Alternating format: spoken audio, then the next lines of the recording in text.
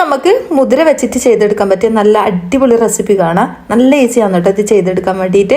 വൈകുന്നേരം കുട്ടികൾ ക്ലാസ്സും വിട്ട് വരുന്ന സമയത്തൊക്കെ പെട്ടെന്ന് തയ്യാറാക്കി കൊടുക്കാൻ പറ്റിയ നല്ല അടിപൊളി റെസിപ്പിയാണ് കേട്ടോ. എല്ലാവരും ഒന്ന് ചെയ്ത് നോക്ക്, എന്തായാലും ഇഷ്ടമാവും. അപ്പോൾ കയ്യിൽ മുതിര ഉണ്ടെങ്കിൽ ഇതേപോലെ ഒന്ന് ചെയ്ത് നോക്കട്ടോ.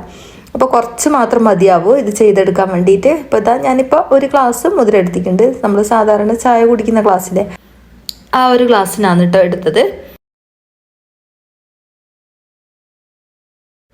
നിങ്ങൾക്ക് വേണമെങ്കിൽ 2 ഗ്ലാസ്സൊക്കെ എടുത്തിട്ട് ചെയ്യുക. ബാക്കിയുള്ള സാധനത്തിൻ്റെ അളവൊക്കെ ഒന്ന് കൂട്ടി കൊടുത്താൽ മതിയാവും കേട്ടോ. ഞാനിപ്പോൾ തീരെ അറിയാത്തവരുണ്ടാവില്ല, അവർക്ക് വേണ്ടിയിട്ടാണ് ഞാനിപ്പോൾ അളന്നിട്ട് കാണിച്ചു തരുന്നത്.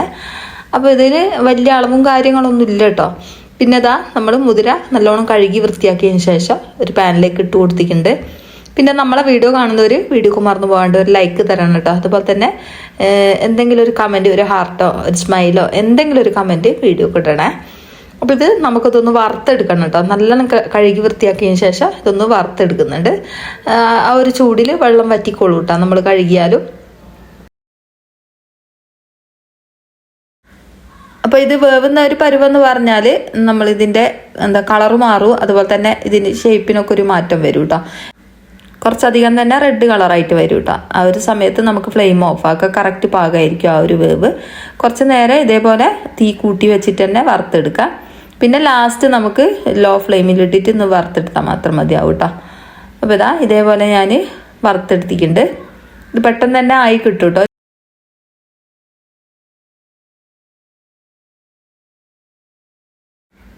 ഒരു 5 മിനിറ്റ് കൊണ്ട് തന്നെ ഇത് വറന്ന് കിട്ടും കേട്ടോ. ഇതിപ്പോൾ ഏകദേശം ആയി വന്നിട്ടുണ്ട്.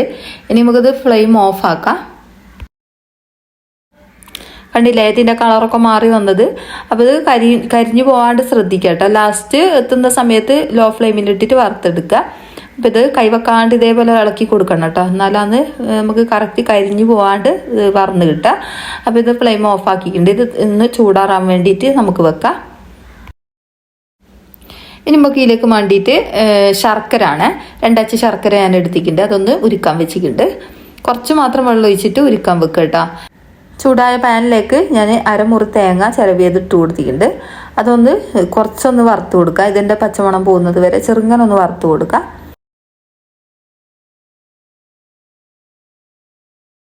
കുറച്ച് നല്ല നെയ്യാക്കി കൊടുക്കുക. ഇനി ഇത് ഒന്നുകൂടി വറുത്ത് കൊടുത്തിട്ട് ഇതിലേക്ക് നമ്മൾ ഉരുക്കി വെച്ച ശർക്കര പാനി ഒഴിച്ചു കൊടുക്കുക.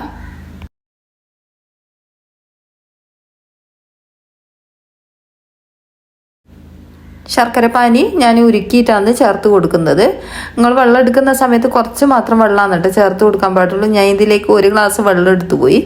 അപ്പോൾ നിങ്ങൾ 1/2 ഗ്ലാസ് വെള്ളത്തിൽ 2 അച്ച് ശർക്കര ഉരുക്കിയിട്ട് ചേർത്ത് കൊടുത്താൽ മതി. ഇനി ഇത് വറ്റിച്ചെടുക്കണം. വറ്റുന്നത് വരെ ഒന്ന് വേവിച്ചെടുക്കണം കേട്ടോ. അപ്പോൾ കുറച്ച് വെള്ളം ആവുന്ന സമയത്ത് പെട്ടെന്ന് തന്നെ വറ്റി കിട്ടും. വറ്റി വരുന്ന സമയത്ത് ഞാൻ ഇതിലേക്ക് ചുക്ക് കാപ്പിയാണ് ചേർത്ത് കൊടുത്തത്. ചുക്ക് പൊടിക്ക് അതിലായിട്ട് ചേർത്ത് കൊടുത്തതാണ്. ചുക്ക് പൊടി ഉണ്ടെങ്കിൽ അത് ചേർത്ത് കൊടുത്താൽ മതി. അപ്പോൾ ഇതാ കയ്യിൽ ഇതായിനുള്ളത്. അപ്പോൾ അത് ചേർത്ത് കൊടുത്ത് നല്ല ടേസ്റ്റ് ഉണ്ടായിരുന്നു കേട്ടോ. അപ്പോൾ ഇത് ചേർത്ത് കൊടുത്തരാം. അപ്പോൾ ഇതാ ഒന്നും കൂടി നല്ലോണം വറ്റിച്ചെടുക്കുക. നല്ലോണം തിളച്ച് വന്നിട്ടുണ്ട്. ആ ഒരു തേങ്ങ നല്ലോണം വെന്തിട്ട് ഒന്ന് വറ്റി വരണം. അപ്പോൾ തേങ്ങ അവിടുന്ന് വെന്ത് വറ്റുന്ന നേരം കൊണ്ട് നമുക്ക് മുതിര ഒന്ന് പൊടിച്ചെടുക്കാം. മുതിര നല്ലോണം ചൂടാറിയിട്ടുണ്ട് കേട്ടോ. ചൂടാറിയതിന് ശേഷം നമുക്കിതിലേക്ക് മിക്സിൻ്റെ ജാറിലേക്ക് ഇട്ട് കൊടുക്കുക. എന്നിട്ട് ഇത് പൊടിച്ചെടുക്കാം. ഇതിലേക്ക് ഞാൻ ഏലക്ക ചേർത്ത് കൊടുക്കുന്നുണ്ട്. പിന്നെ നല്ല ജീരകം ഒരു നുള്ളി ചേർത്ത് കൊടുക്കുന്നുണ്ട് കേട്ടോ. ഏലക്കൻ്റെ കുരുവാണ് കേട്ടോ ചേർത്ത് കൊടുക്കുന്നത്. അതും കൂടി ചേർത്ത് കൊടുത്തതിന് ശേഷം ഇതൊന്ന് നല്ലോണം ഒന്ന് പൊടിച്ചെടുക്കാം.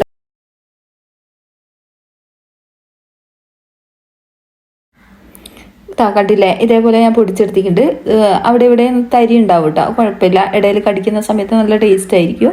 അപ്പോൾ ഇത് നമ്മൾ പൊടിച്ചെടുത്ത് വെച്ചിട്ടുണ്ട്. അപ്പോൾ ഇതാ നമ്മളെ തേങ്ങ നല്ലോണം വറ്റി വന്നിട്ടുണ്ട്.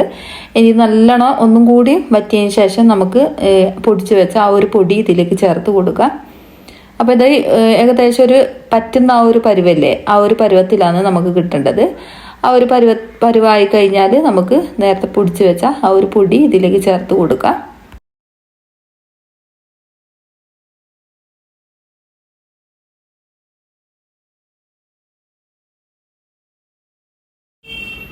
ഇതിലേക്ക് ചേർത്ത് കൊടുത്തതിന് ശേഷം നല്ലോണം ഒന്ന് മിക്സ് ആക്കി കൊടുക്കുക. ആ ഒരു തേങ്ങ എല്ലാ ഭാഗത്തും എത്തുന്നത് വരെ ഒന്ന് നല്ലോണം ഒന്ന് മിക്സ് ആക്കുക.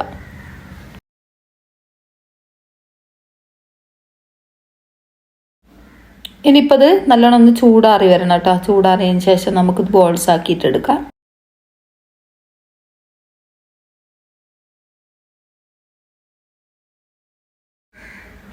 കുറേശ്ശെ എടുത്തിട്ട് ഇതേപോലെ കൈവച്ചിട്ട് ഒന്ന് ബോൾസ് ആക്കി എടുത്താൽ മതിയാവും.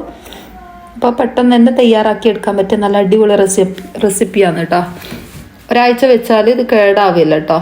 കേടാവാണ്ട് വെക്കാം. ഇത് ഇതേപോലെ ഉരുട്ടിയിട്ട് നമുക്ക് ഏതെങ്കിലും പാത്രത്തിലേക്ക് ഇട്ട് വെച്ചാൽ മതിയാവും.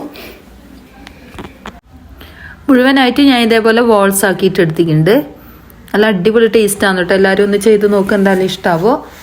അപ്പോൾ കുട്ടികൾക്കൊക്കെ എന്തായാലും നന്നായിട്ട് ഇഷ്ടപ്പെടുന്ന ഒരു റെസിപ്പിയും കൂടിയാണ്. അപ്പോൾ ഇത്രയേ ഉള്ളൂ ഇന്നത്തെ വീഡിയോ. ഇനി അടുത്ത ഇതേപോലത്തെ വെറൈറ്റി വീഡിയോയുമായി കാണാം.